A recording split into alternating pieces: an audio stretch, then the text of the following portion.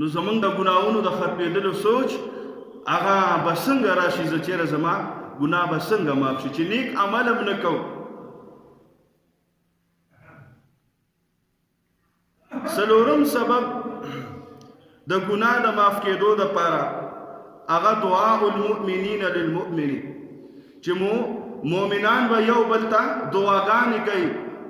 د هغه دعا په برکت باندې به الله جل شانه د یو بل د دوی نه ګناهونه به الله معاف کوي. نبی کریم صلی الله علیه وسلم فرمایي کله چې یو مسلمان وفات شي او د هغې په جنازه کې 40 کسان با په شریعت برابر او د غټې ګناه والا نه وي، د 40 کسانو په جنازه د انسان الله مغفرت نصیب کوي. نو هغه جنازه دعا ده که نه، په هغې کې موږ څه وایو؟ دعا ده پکې، د الله جل جلاله تعریف دی پکې، او د نبی علیه الصلاۃ والسلام مبارک باندې درود شریف د دې دپاره چې الله پاک رحمتونه نازل کړي په موږ او په دې مړي باندې. او ورپسې بیا هغې کې د ټولو مړو دپاره بالخصوص د ده دپاره دعا ده. نو هغه دعا هغه صیبه چې 40 دي الله جل شانه مغفرت نصیب کوي، خو د وړو ګناهونو مغفرت چې پردي حقونه یې دلته ځان سره وړي دي، د خور او د لوریانو حصې وړي دي، او د چانې قبضې وړي، زکات یې نه دی ورکړی، فرض لمونځونه یې پرېښي دي، روژې نه ده نیولې، داسې چې 240 جنازې مو شي د مغفرت نه کېږي.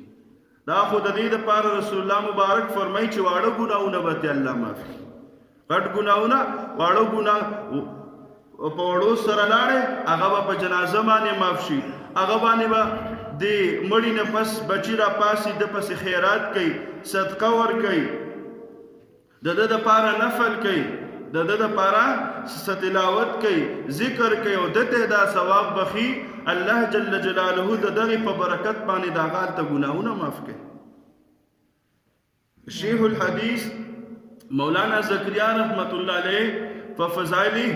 صدقات کې یو واقعه را نقل کړې ده. وایي چې په یو مقبره باندې یو بزرګ تېرېده، وایي هغه ځان سره د قرآن شریف څه آیاتونه ولوستل او وایي لاس یې اوچت کړو چې الله دا مې د مغفر د مقبرې والا ته ور وبخل، خدای د دې په ذریعه د دې ګناهونه معاف کړي. وایي چې دی د شپې وده شو، وایي خوب ویني چې دغه مقبره ده او یو سړي پنډ راغیستی په سر باندې، او هغه پنډ دی مقبرې ته راویشته، وایي دا مړي پې ټول راټول شو او تخته وایي یو ته مړه او زه مړه او ټول. وایي دې کې یو کس دی هغه داسې وروسته غونته ناست دی، هغه د دې خواله نه ورځي. وایي زه نه پوهېږم چې دا دې څه وړي او څه تقسیمېږي او دا چا څه راوړل. وایي دا بزرګ وایي په خوب کې ما د دغې یو مړي نه تپوس وکړو چې دا څه دي، دا ټول پې راغونډ شوي دي او ته ورله خواله نه ورځئ، دا څه چل دی؟ ما ته وایي چې دا په دې دنیا کې به چا چېرته څه نیک عمل کړی او د هغې ثواب یې موږ ته راوبخو مړو ته، نو دا هغه تحفه راله موږ له، نو هر سړی ترې خپله خپله برخه اوچتوي. وایي ما ورته وي چې دا ته ترې وله برخه نه اوچتوي چې خیر دی زما کار روان دی، زه به هم ترې اوچتم کړم. ما ویل چې ستا څه کار روان دی؟ وایي چې زه کله وفات کېدم ما په دنیا کې یو حافظ قرآن زوی پرېښی او هغه پلانکي ځای کې دکان دی، او هغه چې کله د ګاک نه اوزګار شي نو د قرآن شریف تلاوت او ذکر کوي، نو ما پسې هره ورځ هغه تحفه راځي. نو لہذا زما دې تحفې ته داسې ضرورت نشته، دوی پې ګنډي او دغه تحفه لږه ده، ما سره خپله الحمدلله هره ورځ نوې نوې ډالۍ مله راځي. بیا وایي دا بزرګ وایي چې زه راپاڅېدم، ما سوچ او اراده وکړه چې زه خو به دا ځای معلوموم چې خوب. وایي چې کله ورځ شوه وایي زه لاړم مارکیټ ته، وایي دوکاندار چې مې داسې وکتو یو ښایسته نوجوان دی لګیا دی، چا له څه ورکوي چا له څه، ما بیا سې شک شو. وایي چې دا ګاک ته نه کله رخصت شو، وایي دی غلی کېناست او د قرآن شریفو هغه تلاوت یې شروع کړو. ما وایي چې ورنږدې شوم ورته چې بچې پلار دې وفات دی؟ وایي چې او جي پلار مې وفات دی. وایي ما ورته ویل چې ښه بچیه، نور مې ورته څه ونه ویل، بس ما هغه چې کوم خوب مې لیدلی هغه مې لکه خوب دلیل نشي جوړېدی که نه، په شرعي مسله کې خوب دلیل نشي جوړېدی، خو په فضایلو کې خوب دلیل جوړېدی شي فضیلت هغه په سترګو مشاهده په بیدارۍ باندې بیا وکړه کنه کم دکان چې ورته هغه ښودلی و هغه دکان نه لاړې او په یخه باندې ولید چې تلاوت کوي نو بیا دا بزرګ وایي چې څو ورځې داسې تېرې شولې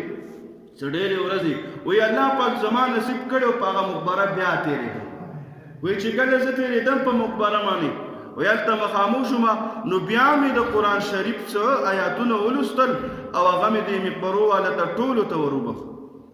وایي بیا مې د شپې خوب لیده چې دلته شان مړي راغونډ شوي دي او دې وخت کې چا په سر راوړل او ورته یې کېښود ټول پرې راغونډ شو او هر یو ته خپله خپله برخه اوچتوي وایي دا کوم سړی چې ما لیدلی او چې دې ته نه وروسته ناستی دی وایي دغه سړی م ور منډه کړي او دې ته نه م لاس کې سر اوچت کړي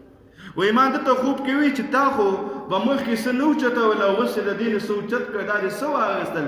راته وایي چې دا مې خپله ډالۍ او خپله تحفه واخېسته ما چې ستا خو زوی شته حافظ صاحب درپسې روزانه تلاوت کوي او تا لی رابخي وایي ما ته وي چې هغه اکسیډنټ کړی هغه وفات شوی دی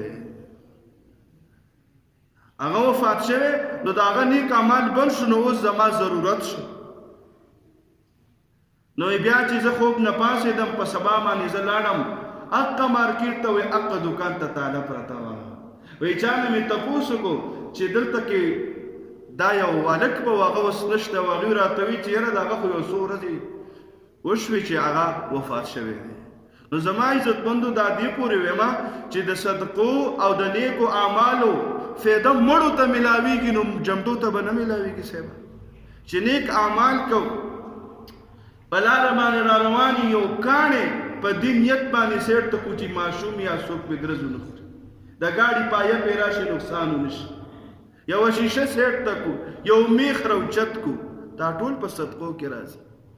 سبحان الله وایو الحمدلله وایو الله اکبر وایو استغفار وایو چې څه په خوله راځي دا ټولې موږ دپاره صدقې او خیراتونه دي دې وجې نه چې څوک وفات شي د هغه خصوصي خیال ساتل پکار هره ورځ څه نه څه عمل کول د مړو په روح باندې وربخل چې خدایه څومره مسلمانان چې وفات شوي دي او د هغوی څومره ګناهونه دي خدایه دا مې ورته وروبخه د هغوی ګناهونه په دې باندې معاف کړه نو څه ګناهونه به داسې چې هغه به ستا په دعا یا ستا په صدقه باندې معاف شي او کوم چې لوی دي نو هغه خو ستا کار نه دی ابراهیم علیه السلام باندې چې اور بل شو مرغۍ به راتله اوبه ساس کې به غورځو که نه چې دا اور مړ شي نو د هغې په هغه ساس کې خو اور نه مړ کېده خو هغې خو وی چې په ورځ د قیامت به زه دا یم چې الله زما دغه وسو زما د ساس کې کولو وسو بس ما دا ساس کې وکړو دلته نو زما عزتمندو نیک اعمال هغه شروع کو ګوره موږ چې دلته دا هره جمعه سورت فاتحه او سورت الاخلاص وایو او دا درود شریف دا زما خو نیت دا دی چې دا څومره مردگان زمونږ د اهل اسلام وفات شوي دي دا د هغوی روح ته وروبخو نو دا فیدې به ورته میلاو شي ولې چې هغوی په دې انتظار دي که نه بابا عبدالرحمن صاحب وي چې زما مزار زما دا قبر داسې ځای کې جوړ کړي چې لارې لار نو چا ورته وایي چې بابا دا ولې چې په هغه لار څوک ځینو دا قبر به ورته ښکاري ما ته به دعا کوي نو زه اوس خو داسې ځای دی چې هغه په خپله باندې د الله یو لوی ولی الله نو زما عزتمندو دا صورت فاتحه هر وخت خو موږ ته مړي نه یاد چې په هره دعا کې موږ مړی یاد کو یا پلار یا ورور یا چې کوم زموږ څومره دغه دي رشته دار دي یا مسلمانان څومره وفات بعضې وخت کې خیال وي بعضې وخت کې خیال نه اکثر چېرته په مقبره تېرېږو رایاد څه شي وایي دا خو م یادول غواړي نو زما عزتمندو نو د دې جمعې په ورځ باندې چې کوم سورت فاتحه مونږ وایو درود شریف وایو داسې دا په دغه نیت باندې چې دی په خدای یقین وکړي دا خبره خو ما نه کول خو اوس راله زمونږ په رشته دارو کې یوه نږدې رشته داره ده دا دعا او دا بعضې وخت کې مونږ نه پاتې شي هلته ټیم دغه نی په مونږ باندې خو هلته را باندې تادي د ټولو جوړوي چې څنګه به دغه کېږي چې یو غر شي چې بار منډه او سنت هم خدای خبر چې څوک یې کور کې کوي او که به یې نه کوي نو ما خوب لیده ما خوب داسې لیده چې دا زنانه خوب کې راغله او مونږ له داسې یو مینه راکړې وه لکه د مور او د زوی په شان داسې نو د دې څه پیسې م ورسره دي او سخولی پیم دی داسې په بدن باندې نو مال هغه پیسې راکوي داسې چې دا لږې ته والا او داسې مې پلانکي او ډنګري له ورکړلې او اوس د بټۍ نه رالمه دا چوکي پاڼې مې تړلې پېژنې هغه د بټو والا پاڼې سي تماکو والا نو ما نه چې هغې مال راکړه داسې چې یاره دا پیسې ته والا زه په پیسو باندې څه کوم نو بیا چې زه پاڅېدم بیدار شومه نو ما هغه د خوب معنه لټوله وایي چې د دې معنه دا راځي چې دا مړې کېدی شي چې څه داسې وو هغه به تا کوله اوس به دې پرېښې نو دا د هغې په تمه دی نو ما ته اندازه ولګېده چې نور خو زمونږ د دی یېرېږي خو دا د جمعې په ورځ باندې موږ په شریکه باندې یادو او دا یو 2 جمعې وشو چې موږ دغه عمل نه دی کړی نو دا همدغه وه چې یاره د هغې ما نه څه غوښتل چې ستاسو کوم څه وو هغه موږ له نه میلاوېږي نو داسې ټول مړي چې څومره وفات دي زموږ ستاسو په انتظار باندې دي نو خپلو دعاګانو کې ټول مؤمنان یادو او دغه شانتې مړي ورکې یادو نوافل د نبی علیه الصلاۃ والسلام د روح دپاره نفل کولی شي صدقه هم کولی شي خیرات هم کولی شي چې هغوی ته پې خوشحالي میلو شي درجې نه درجې خو د هغوی په ټولو باندې د پاسه خوشحالي چې یاره دا ما ته خوشحالي زما د امتي طرف نه راله زه یې ورته یاد کړی یم یا نفل دی یا خیرات دی یا صدقات دی مسجد جوړول مسجد کې کار کول مدرسه جوړول غریب سړي سره امداد کول او وی چې یاره د خپل مشر داغه د ګناونو د مغفرت لپاره زه دغه کوم دا نیک کار کوم نو دا ټول په دغه کې راځي